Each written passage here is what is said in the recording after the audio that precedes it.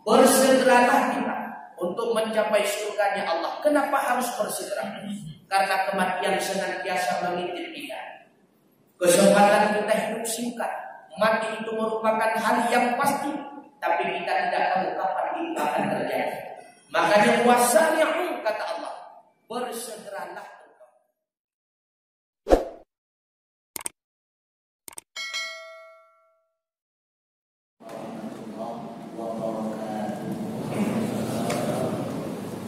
Hamdan syukurillah, salatan wassalaman ala rasulillah wa ala alihi wa sahbihi wa man tabi'ahum amma.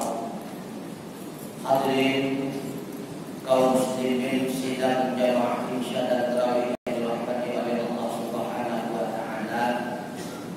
Marilah selalu kita memuji Allah Subhanahu wa taala, sekaligus kita mensyukuri atas segala limpahan rahmat, nikmat dan karunia-Nya bagi kita semua, yang mudah-mudahan Allah senantiasa melipat gandakan rahmat dan nikmat-Nya bagi kita semua, khususnya di dalam mengarungi kehidupan dunia fana. Bahkan ketika kita kembali berjumpa dengan Allah Subhanahu wa taala, rahmat dan sejahtera semoga senantiasa tercurahkan kepada baginda Rasulullah Muhammad sallallahu alaihi wasallam, kepada keluarga, kerabat, sahabat-sahabat beliau sekalian, kepada tabi'in, ulama mutaqaddimin, sekaligus kepada ulama mutaakhirin, pula kepada seluruh para alim ulama yang muktabar, pengurus Masjid Jami yang dirahmati Allah, hadirin wal hadirat sidang jamaah isya dan tarawih yang dirahmati oleh Allah Subhanahu wa taala.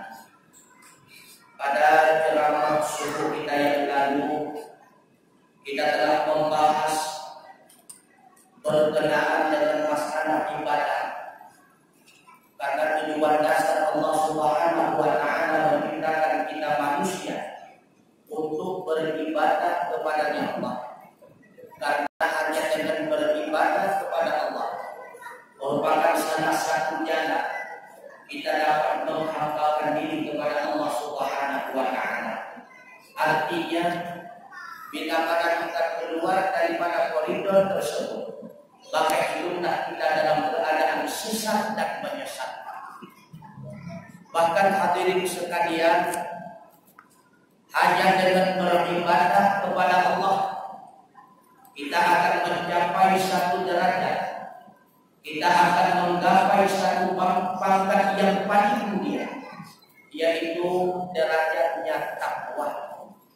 Sesuai dengan firman Allah di dalam Al-Quran, ya ayyuhan nas, wahai seluruh manusia, u'budu rabbakumul ladzi khalaqakum, beribadah olehmu, sembah olehmu akan Tuhan yang telah menciptakan dia akan kamu, walladzina min qablikum la'allakum tattaqun, dan telah menciptakan orang-orang sebelum kamu yang tujuannya la'allakum tattaqun, mudah-mudahan engkau menjadi hamba-hamba yang bertakwa.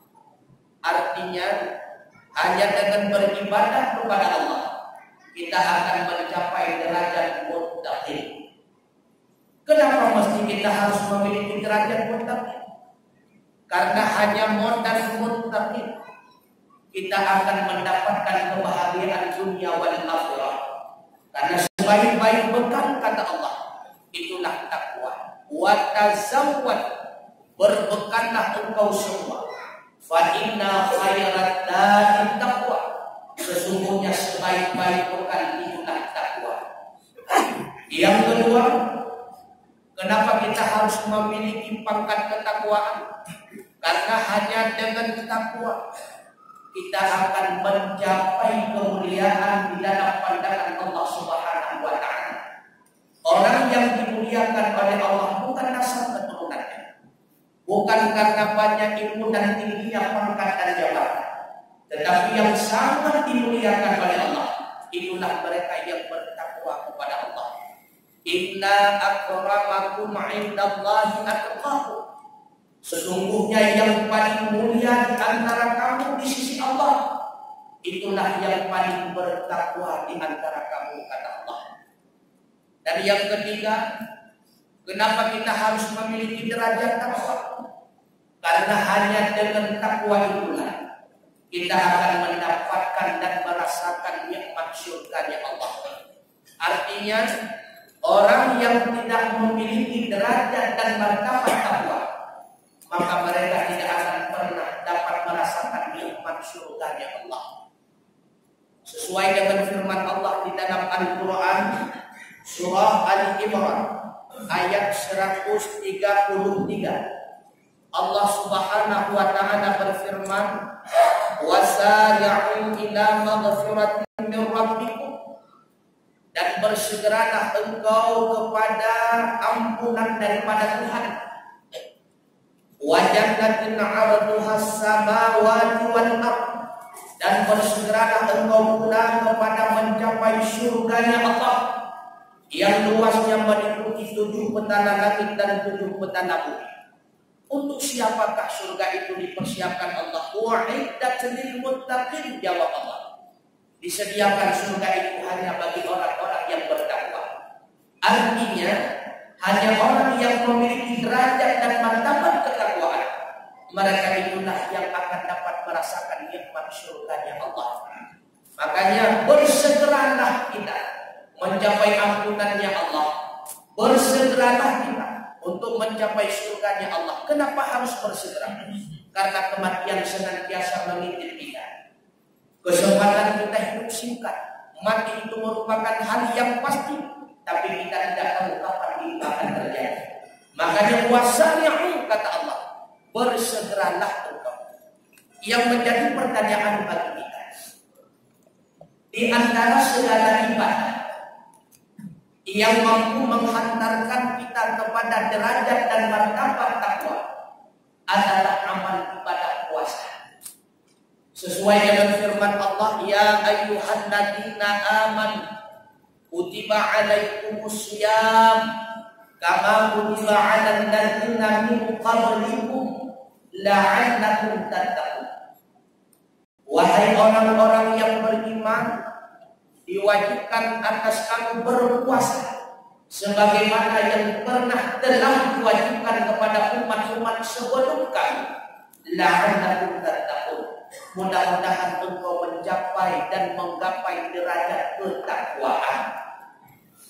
Apakah puasa yang telah dan sedang kita laksanakan ini telah mampu menghantarkan kita kepada derajat ketakwaan tersebut? Apakah puasa yang telah dan sedang kita laksanakan ini telah mampu mewujudkan kita sebagai hamba-hamba yang muttaqin? Inilah yang menjadi pertanyaan. Mudah-mudahan menjadi bahan renungan sekaligus bahan introspeksi bagi kita semua, termasuk kepada saya sendiri.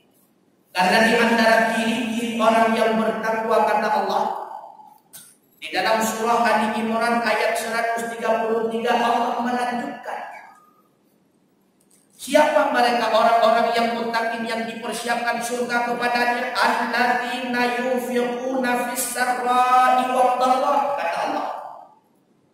Di antara ciri-ciri orang yang bertakwa yang pertama, mereka-mereka yang senantiasa menginfak mereka bahagian daripada hartanya, fis sarra, dalam waktu luang, wad dharra, juga di dalam waktu sempit. Mereka senantiasa menyisihkan bagian daripada harta untuk selalu dia jual belikan pada jalan yang diridhai oleh Allah Subhanahu wa taala.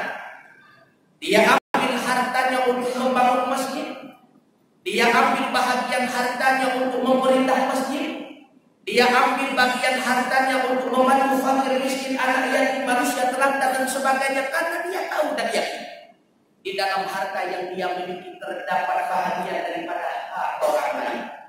Dia sadar harta yang dia dapati sekarang bukan sepenuhnya miliknya, hanya sebatas titipan daripada Allah Subhanahu wa taala. Maka ciri yang pertama, Orang yang berpuasa, yang puasanya telah mampu mewujudkan si pelakunya menjadi muttaqin, itulah orang yang berpuasa yang senantiasa mengambil bagian hartanya untuk senantiasa menginfakkan di dalam Allah Subhanahu wa taala. Apabila semakin kita giat berpuasa, semakin kita bakhil, semakin giat kita berpuasa, semakin kita pelit menuju amal ibadah puasa yang sedang dan telah kita laksanakan, belum bermakna artinya tidak diterima oleh Allah Subhanahu wa taala. Makanya belum mampu mewujudkan kita si pelakunya mendapat dan menggapai satu ciri daripada ciri apa yang bertakwa. Yang kedua, ciri orang yang bertakwa, kata Allah, wal kaziminal ghaidha. Mereka menahan mereka akan amarah, menahan mereka akan emosi. Apakah dengan puasa yang telah dan sedang kita laksanakan ini telah mampu mendidik kita sehingga dalam setiap hari yang mampu kita menahan amarah, sehingga kita telah mampu menahan emosi? Baik sampai makin tegak puasa, makin tegak tak pakai tegak tak puasa, makin tegak tak benar. Bila itu yang terjadi, artinya puasa yang sedang kita laksanakan belum ada artinya. Yang ketiga, kata Allah, ciri orang yang bertakwa, wal 'afina 'anil nas, senantiasa mereka memaafkan daripada manusia. Dia sadar hari ini mungkin orang lain yang berbuat salah kepadanya, siapa tahu suatu hari ketika selanjutnya dia akan berbuat salah kepada orang lain. Ketika ada orang lain yang berbuat salah kepadanya, sebelum dia memohon maaf, terlebih dahulu dia telah memaafkannya. Dia sadar Allah Maha Agung, tapi Allah senantiasa memaafkan hamba-hambanya yang senantiasa berbuat salah. Siapalah diri kita, hamba makhluk yang hina. Oleh karenanya dia lebih sadar bahwa bila mana orang lain berbuat salah kepadanya, senantiasa dia memaafkan orang lain. Keadaan yang demikian fikih karena bagaimananya wate urang lain pun salah senantiasa memaafkan keadaan bodoh. Mana masalah yang kecil kita besarkan, yang besar menjadi meledak, menjadikan kejadian puasa yang katanya kubur gunung nahar. Tapi bila mana sebaliknya, masalah yang besar kita kecilkan, yang kecil kita hilangkan, alhamdulillah, puasa yang telah dan sedang kita laksanakan telah mampu menghadirkan kita menjadi hamba yang bertakwa. Selanjutnya kata Allah, ciri orang yang bertakwa, wallahu yuhibbul muhsinin. Allah mencintai dia akan orang-orang yang berbuat baik. Dia sadar Allah Maha baik. Yang disenangi oleh Allah tentunya hal yang baik-baik. Makanya senantiasa dia wujudkan dalam kehidupannya hal yang baik. Baik lewat perbuatan anggota badannya, baik dalam perbuatan lidahnya, baik dalam perbuatan hatinya. Sehingga Rasulullah pernah berkata kepada para sahabat, wahai sahabat, apakah engkau ingin memasuki surganya Allah, terbebas engkau daripada azab nerakanya Allah? Serentak para sahabat menjawab, tentu ya Rasulullah. Bila mana engkau berkeinginan yang demikian, mulazamahlah diri dengan 15 kebaikan. 5 kebaikan badan, 5 kebaikan lidah, dan 5 kebaikan hati, kata Rasulullah. Sehingga sahabat bertanya, apa 5 kebaikan badan ya Rasulullah? Yang pertama, lazimkan badan. Yang pertama, melaksanakan 2 rakaat salat subuh, 4 rakaat salat zuhur, 4 rakaat salat asar, 3 rakaat salat maghrib, dan 4 rakaat salat isya. Karena seluruh salat ini mampu menghilangkan dosa-dosamu yang telah engkau lakukan kepada Allah Subhanahu wa taala. Di antara 2 salat ada celah, di mana dalam celah tersebut tentunya engkau akan berbuat salah dan dosa. Setelah salat isya tentunya engkau akan berbuat maksiat. Tetapi ketika engkau melaksanakan salat subuh, dosa tersebut dihapus oleh Allah Subhanahu wa taala. Salat itu bisa menjadi penghapus dosa. 5 kebaikan lidah. Mulazamahlah dirimu, kata Rasulullah, dengan zikir kepada Allah. Subhanallah walhamdulillah wa la ilaha illallah wallahu akbar wa la haula wa la quwwata illa billahil aliyyil azim. Dan lima kebaikan hatimu, cintailah yang pertama saya sebagai Rasulmu, Abu Bakar, Umar, Utsman dan Ali. Artinya dahulukanlah hadis dan pesan para sahabat daripada pemikiranmu, kata Rasulullah. Selanjutnya ciri orang yang bertakwa, walladzina idza fa'alu fahisha aw zalamu anfusahum dzakarullaha fastaghfiru lidzunubihim wa may yaghfiru dzunuba illallah. Orang-orang yang apabila melakukan mereka fahisha, akan perbuatan yang keji, aw zalamu anfusahum, atau menzalimi mereka dengan satu kezaliman terhadap diri mereka sendiri, dzakarullah, lalu mereka itu mengingat Allah, fastaghfar, dengan seketika mereka itu memohon ampun kepada Allah, lidzunubi, bagi segala dosa-dosa yang pernah mereka lakukan, wa may yaghfiru dzunuba illallah, dan mereka sadar, mereka akui, mereka yakini, pada siapa lagi kita memohon ampun selain kepada Allah.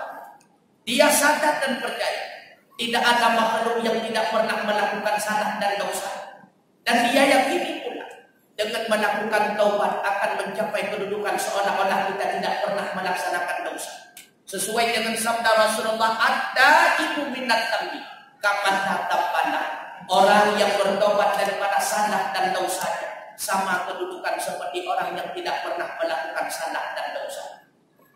Dan yang terakhir kata Allah, jadi orang yang bertakwa, wa lam yusirru ala ma fa'alu wa hum ya'lamun, dan mereka tidak pernah mengulangi mereka ala ma fa'alu, di atas barang, di atas kemaksiatan, di atas kesalahan fa'alu yang telah pernah mereka lakukan, wa hum ya'lamun, padahal mereka itu mengetahui.